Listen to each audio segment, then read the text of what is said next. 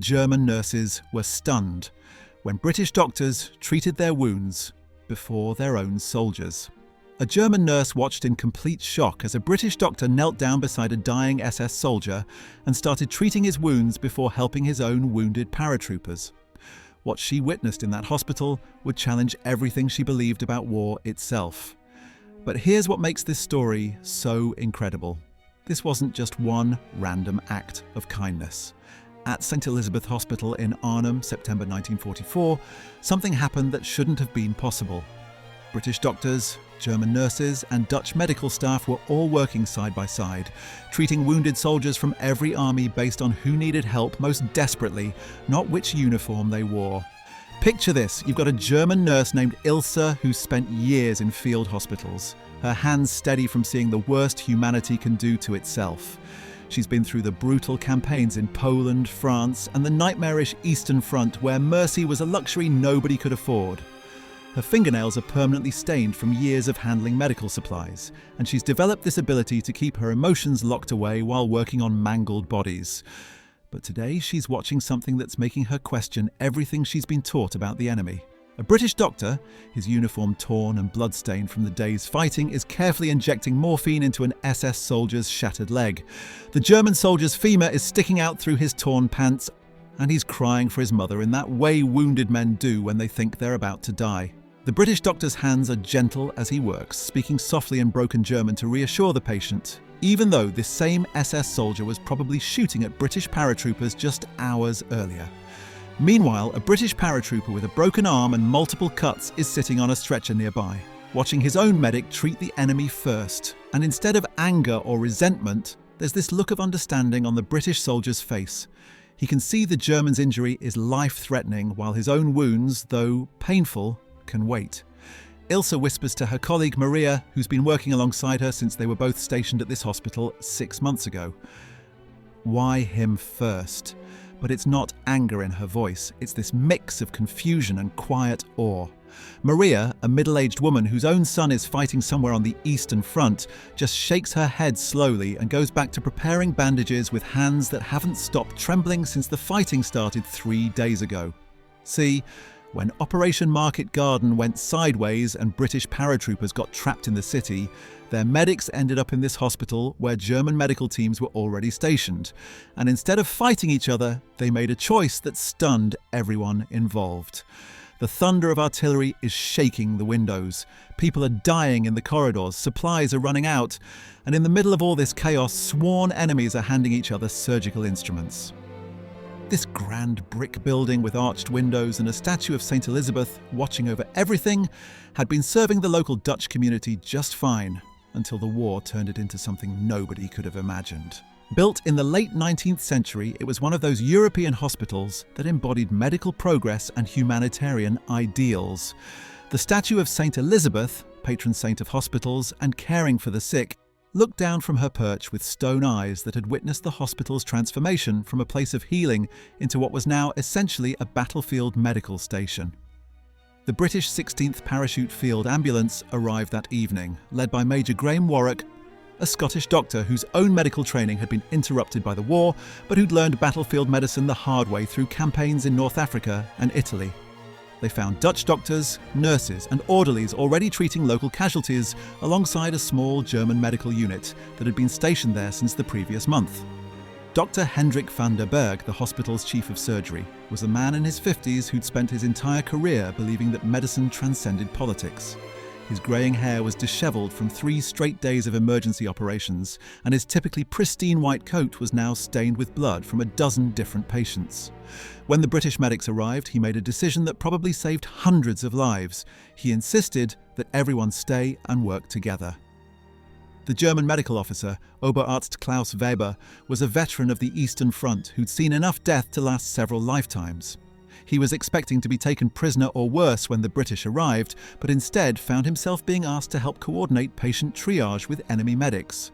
Weber had joined the Nazi Party not out of ideological conviction, but because advancement in German medicine had become nearly impossible without party membership. Now, faced with this unexpected cooperation, he was discovering that his medical oath meant more to him than any political allegiance. But what you don't know yet is how this impossible situation even happened in the first place. Because when I tell you how many times control of this hospital changed hands during the battle, you'll understand why nobody knew who was supposed to be treating who. September 17th, 1944. British paratroopers are dropping right outside the hospital windows as part of the biggest airborne operation in history. Operation Market Garden was Montgomery's ambitious plan to end the war by Christmas, using airborne forces to seize key bridges across the Netherlands and punch a hole straight into Germany's industrial heartland. The hospital already had Dutch doctors and a small German medical unit treating their wounded. Then suddenly, the 16th Parachute Field Ambulance shows up at the door with British medics, and instead of kicking the Germans out, they made an unthinkable decision. They let them stay. Dutch, German, TOR and British medical teams all working under the same Red Cross flag, while artillery shells are literally breaking the windows above their heads. But here's the thing, nobody expected. The Geneva Convention said they had to treat patients based on medical need, not which side they fought for. The Red Cross flag that fluttered from the hospital's balcony became both a shield and a symbol. Under international law, that flag meant the building was supposed to be off-limits to military targeting.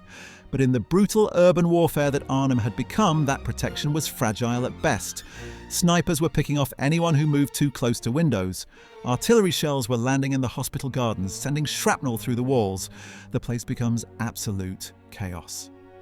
Wounded are pouring in from every direction, British paratroopers with bullet-riddled limbs, German infantrymen gasping from shrapnel wounds, Dutch civilians caught in the crossfire. The medical teams are facing this stark choice. Follow the Geneva Convention's mandate to treat based on need, not allegiance, or give in to the hatred that's been fueling this entire war. You've got British Corporal James Mitchell, a 20-year-old paratrooper whose left leg is mangled from a grenade blast, lying on a stretcher next to German Unteroffizier Hans Kruger, whose chest is punctured by rifle fire. Neither one speaks the other's language, but they're sharing the same morphine drip because supplies are so short. Mitchell keeps looking over at Kruger, this boy who can't be more than 18, wondering if this is the same German unit that was machine gunning his friends from the church tower earlier that morning. And it gets worse. Supplies are disappearing fast, morphine's running low, they're reusing bandages after boiling them in whatever clean water they can find. Someone's got to fetch water while gunfire echoes through the corridors. Glass shards from shattered windows are falling into operating rooms. The surgical team is operating by candlelight when the electricity goes out, which happens several times a day as the power grid gets hit by artillery. The conflict isn't just coming from the enemy outside, it's brewing inside too. You've got British soldiers initially suspicious of German staff, worried they might sabotage treatment or poison medications. Private Tommy Sullivan, a paratrooper from Manchester whose arm is shattered, keeps watching German nurse Maria as she prepares his injection, wondering if she's about to kill him instead of heal him. You've got Germans absolutely stunned by the impartiality because they're expecting retribution instead of cooperation. These German medical staff, they've been fed years of propaganda about British brutality, about how the British would torture prisoners and execute medical personnel. Nurse Ilse keeps waiting for the British to start separating German patients for inferior treatment, but it never happens. Major Warwick, the British medical officer, makes a decision that probably defines the entire operation. He announces that triage will be conducted jointly by medical officers from all three nationalities, and treatment priority will be determined solely by medical urgency. A German soldier with a sucking chest wound gets treated before a British soldier with a broken bone. A Dutch civilian with internal bleeding takes precedence over military personnel with superficial wounds. But here's where it gets really crazy. Control of the hospital is shifting back and forth. German forces take it over, then British forces push them back, then Germans retake it. 4 times this happens. Each time everyone's holding their breath, wondering if this fragile truce is about to shatter completely. The first takeover happens on September 19th, when German SS units storm through the building, expecting to find British troops using the hospital as a fortress. Instead, they find their own wounded being carefully tended by enemy medics. SS Oberführer Wilhelm Bittrich, the local German commander, arrives expecting to clear out British resistance and finds his own medical officer pleading with him to let the British teams continue working. A German surgeon steadies a British nurse's hand during a hasty amputation. Dutch staff are translating urgent pleas between patients who speak different languages.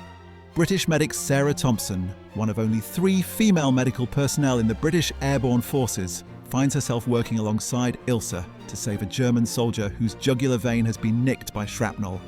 They don't share a common language, but they develop this wordless communication, passing instruments back and forth with the precision of a team that's worked together for years.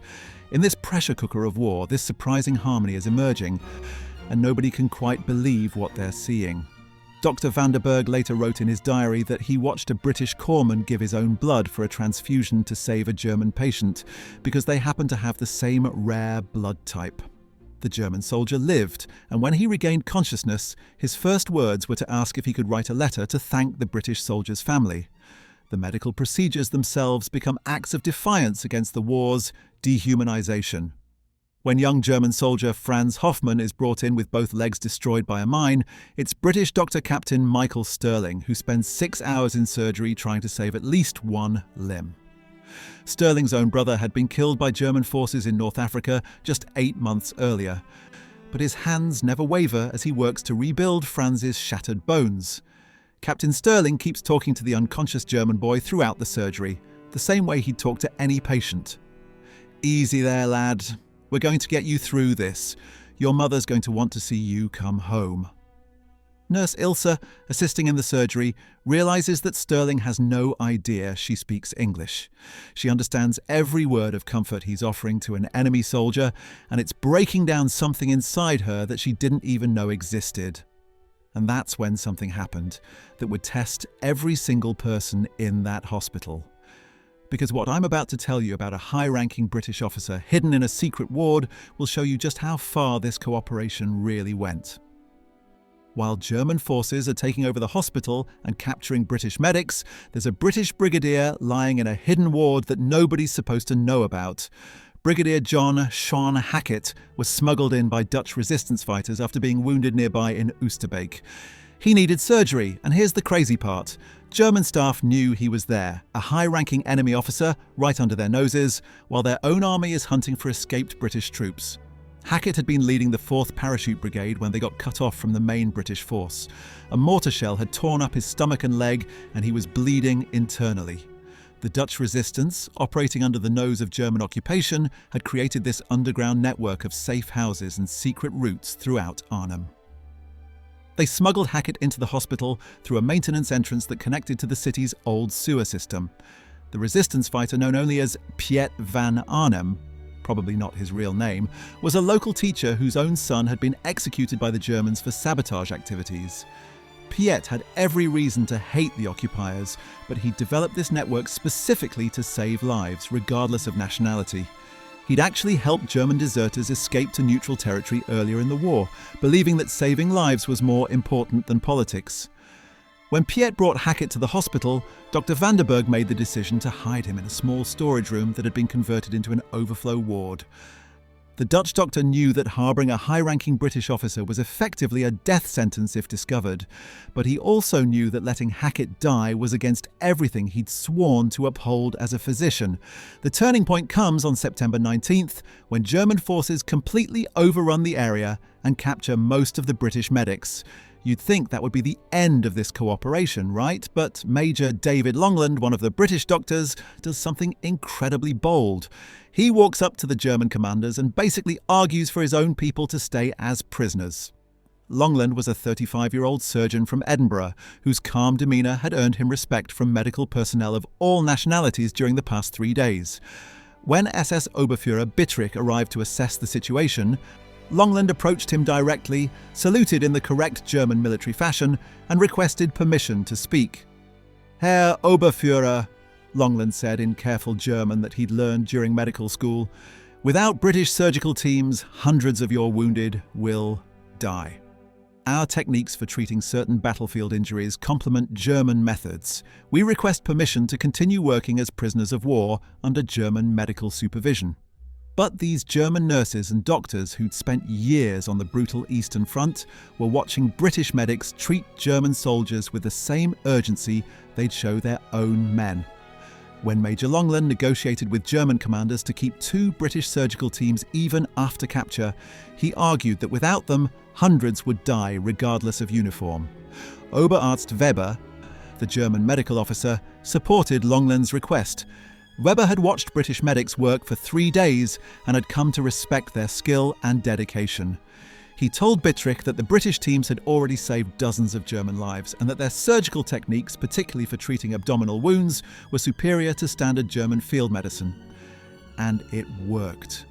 The Germans agreed to let 2 surgical teams remain as prisoners, but still working. Because Longland convinced them that without those British hands, people were going to die. German people, British people, Dutch people, it didn't matter. Death doesn't care about uniforms. So, Brigadier Hackett gets his surgery. Mixed teams of former enemies are operating on him while German guards stand watch. The operation takes place in a makeshift surgical suite that's been set up in what used to be the hospital's library. Medical books in Dutch, German and English line the walls, while enemy medics work together to save the life of a high-ranking British officer. Dr. Sterling performs the surgery while Oberarzt Weber assists, and Dutch nurse Anna de Vries manages anaesthesia. It's probably the most unusual surgical team assembled during the entire war. A British surgeon, a German military doctor, and a Dutch civilian nurse working together to save a British brigadier, while German sentries guard the doors. The surgery takes 4 hours. Hackett's internal bleeding is worse than initially thought, and at one point Weber has to perform a delicate procedure to repair a damaged artery while Sterling works on the abdominal wounds. They're passing instruments back and forth, Weber calling out anatomical terms in Latin when his English fails him, Sterling nodding and responding in the same dead language that transcends national boundaries. Nurse Anna, whose own husband had been killed in the German invasion 4 years earlier, finds herself holding Hackett's hand during a particularly painful moment when the anaesthesia runs low. She's comforting an enemy officer in the same way she'd comfort any patient, speaking softly in Dutch, even though he can't understand her words. He's hidden in this secret ward, recovering enough to eventually escape with help from the Dutch underground network that's operating right inside the hospital walls. The hidden ward is actually a former chapel that had been converted into storage space. Religious artwork still decorates the walls. Images of St. Elisabeth caring for the sick and wounded, which now seems almost prophetic given what's happening in the hospital. During his recovery, Hackett witnesses the daily cooperation between medical teams. From his hidden bed, he can hear German nurses teaching British medics German medical terminology, while British doctors share advanced surgical techniques with their German counterparts. He later wrote in his memoirs that listening to former enemies work together to save lives gave him more hope for post-war reconciliation than any political speech he'd ever heard. For these German nurses, especially those who'd served in the harsh Eastern Front where mercy was a luxury nobody could afford, this collaboration was a revelation. They're watching British doctors prioritise a German's critical chest wound over a compatriot's broken arm, driven by medical ethics rather than vengeance. Nurse Ilse had served in field hospitals during the siege of Stalingrad, where wounded soldiers were often left to die if treating them might compromise the safety of medical personnel. She'd seen German medics refuse to treat Soviet prisoners, and she'd been told that was standard medical practice in wartime. But here in Arnhem, she's watching enemy doctors risk their own safety to save German lives. You can imagine the emotions running through that place. Tears in the eyes of a young Dutch nurse as she's holding a dying soldier's hand. A 17-year-old German boy who keeps calling out for his mother, while Dutch nurse Anna whispers comfort to him in his own language. Words she'd learned specifically to help German patients feel less afraid. Whispers of gratitude crossing language barriers. British Corporal Mitchell, the paratrooper with the mangled leg, manages to say "Danke" to Maria, the German nurse who's been changing his bandages twice daily. She responds with a careful "You're welcome" in English, words she'd never had reason to learn before this week. Quiet reflections in the dim-lit chapel where staff from all 3 countries are seeking solace from the same God. The chapel services become informal gatherings where medical personnel from all sides pray together. Dr. Vanderberg, a Protestant, finds himself praying alongside Catholic German medics and Anglican British doctors, all asking for strength to continue their work and for the war to end soon. Medical supplies become a shared resource managed collectively. When the British run out of sulfur powder, the Germans share their stockpile. When German bandages are exhausted, the Dutch contribute linens torn from their own bedsheets. British medic Thompson organises a supply inventory system that tracks resources across all 3 nationalities, ensuring that critical medications go where they're needed, most regardless of which army brought them. And that's when these German medical staff realized something that would haunt them long after the war ended. Because what this revealed about human nature during the world's most brutal conflict will make you question everything you thought you knew about that war. This hospital became proof that even in history's darkest moment, people could choose compassion over hatred. German nurses who'd been fed years of propaganda about British brutality watched enemy doctors save German lives. Young Dutch nurses held dying soldiers' hands regardless of their uniform. In chapel prayers, people who should have been enemies found themselves asking the same God for strength. The propaganda machine that had driven this war was built on the idea that the enemy wasn't really human. German soldiers had been told that British troops were cowardly mercenaries who would torture prisoners. British forces had been taught that Germans were fanatical automatons, incapable of mercy or compassion. The Dutch had lived under occupation that portrayed Germans as brutal oppressors, and British forces as reckless liberators who didn't care about civilian casualties. But in that hospital, propaganda crumbled against reality. Ilse watched British Dr. Sterling work 18-hour shifts to save German lives, sleeping for 2 hours at a time on a cot next to his patients so he could monitor their condition. She saw him cry when a young German soldier died, despite his best efforts, the same tears she'd seen him shed for British casualties. This little microhistory of St. Elisabeth Hospital reveals the deeper truths about World War II that most people never hear about. Beneath all the grand strategies and ideological clashes, you had ordinary people grappling with these impossible moral dilemmas.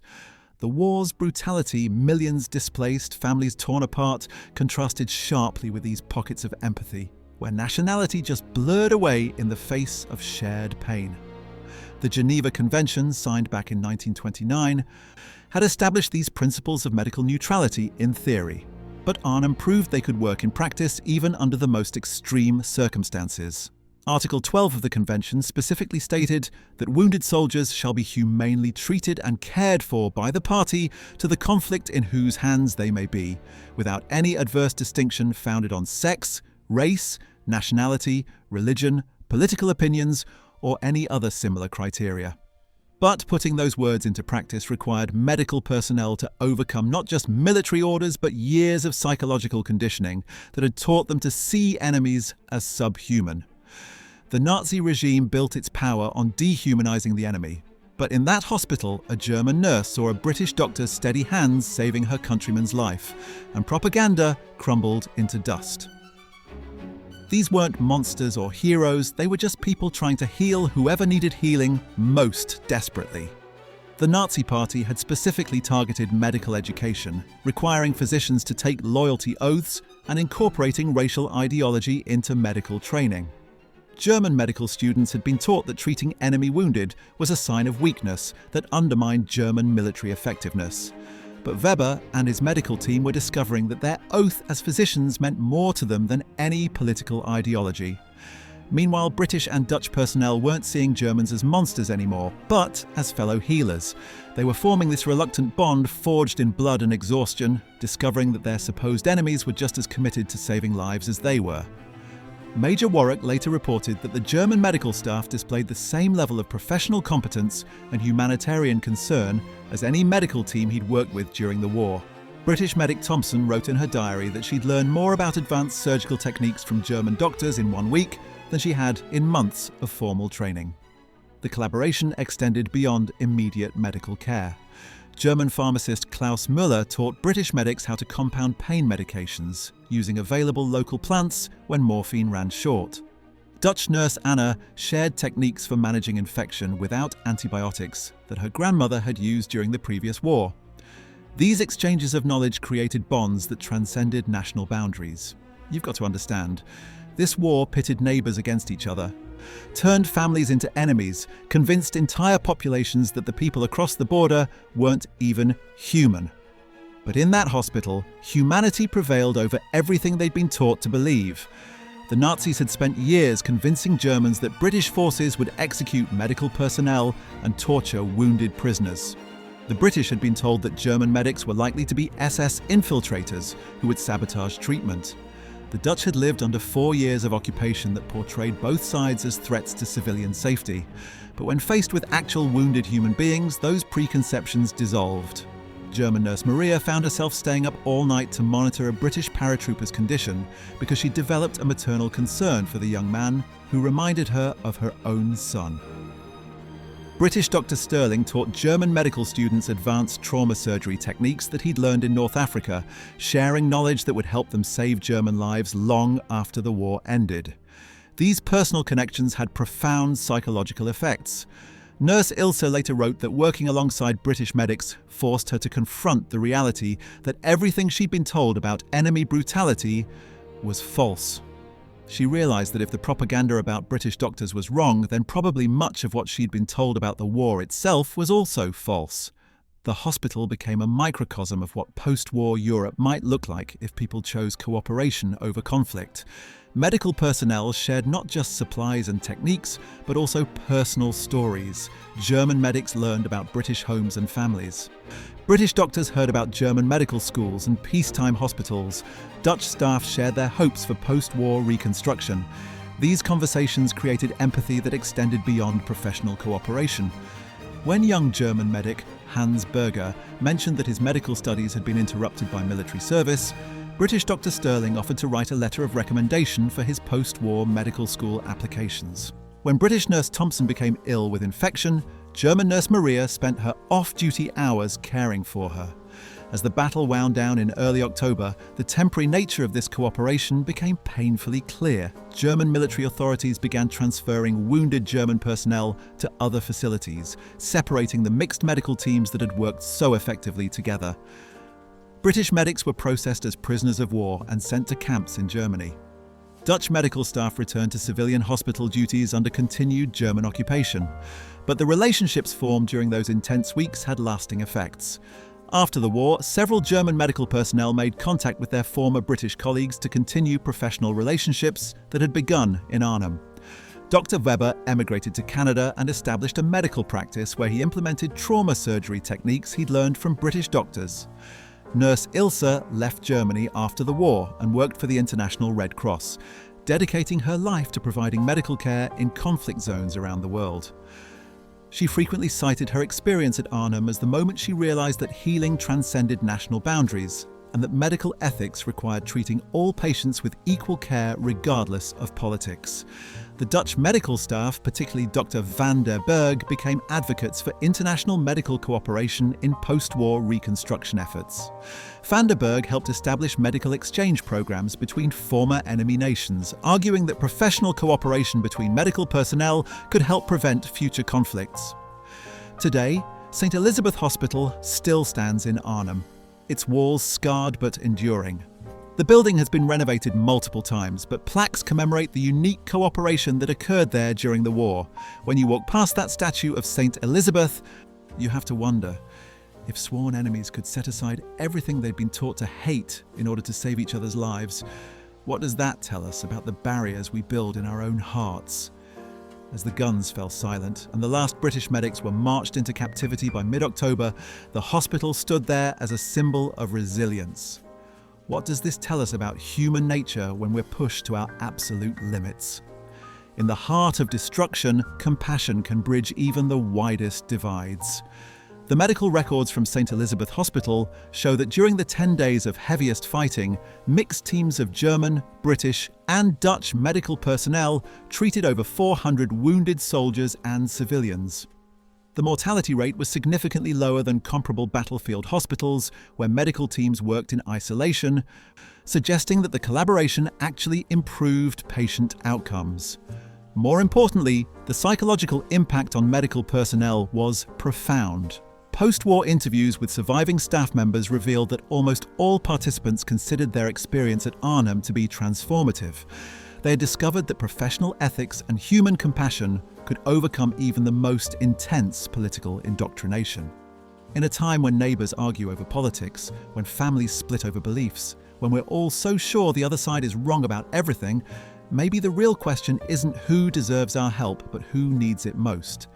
If enemies could heal together in the middle of history's most devastating war, what divides might we be able to mend today? The story of St. Elisabeth Hospital challenges us to examine our own assumptions about who deserves our compassion. In our current era of political polarization, social media echo chambers, and international tensions, the example of these medical teams offers a different model for human interaction. When German nurse Ilse chose to assist British doctors in treating wounded soldiers regardless of nationality, she was making a decision that transcended the political propaganda of her time. When British Dr. Sterling shared his surgical knowledge with German colleagues, he was choosing professional ethics over military loyalty. When Dutch Dr. van der Berg risked his life to hide a British officer, he was prioritizing human life over political safety. These weren't grand political gestures or strategic military decisions. They were individual choices made by ordinary people who decided that healing was more important than hatred, that professional competence mattered more than national allegiance, and that human suffering demanded response regardless of the sufferer's political identity. The medical teams at Arnhem proved that even in the most extreme circumstances, people can choose cooperation over conflict, compassion over prejudice, and shared humanity over artificial divisions. Their example suggests that the barriers between us are often more fragile than we imagine, and that crisis can reveal our common humanity rather than simply amplifying our differences.